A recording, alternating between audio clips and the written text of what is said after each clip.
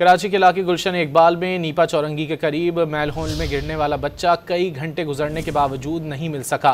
ताहम इंतजामिया की जानिब से हैवी मशीनरी के जरिए रेस्क्यू ऑपरेशन दोबारा शुरू कर दिया गया है, जबकि मुश्तइल अफराद की जानिब से बंद की गई सड़क को ट्रैफिक के लिए खोल दिया गया है। मज़ीद तफसीलात हासिल करेंगे। डॉन न्यूज़ के नुमाइंदे मोहम्मद बिलाल हमारे साथ मौजूद हैं। बिलाल, क्या अपडेट करेंगे?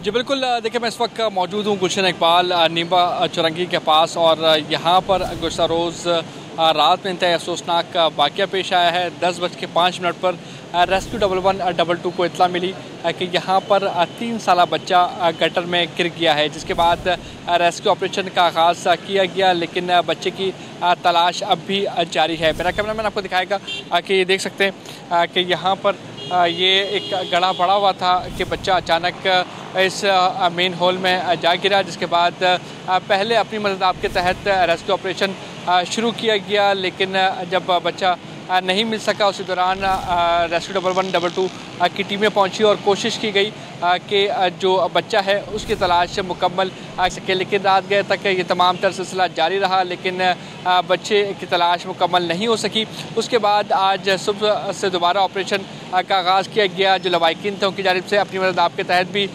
जो है इस हॉल के अंदर गए और जाके जो है वो तलाशी शुरू की, लेकिन तमाम तर जो कार्रवाइयाँ थी उसमें कामयाबी अब तक नहीं मिल सकी। अब हैवी मशीनरी मज़ीद यहाँ पर तलब कर ली गई है और अब तलब करने के बाद दोबारा रेस्क्यू ऑपरेशन शुरू किया जाएगा। तो पुलिस की नफरी यहाँ पर मौजूद है, उसके अलावा जो ज़िला इंतज़ामिया है वो भी यहाँ पर मौजूद है। अभी तक इक़दामात का सिलसिला जारी है और अब बच्चे की तलाश की जा रही है। जी।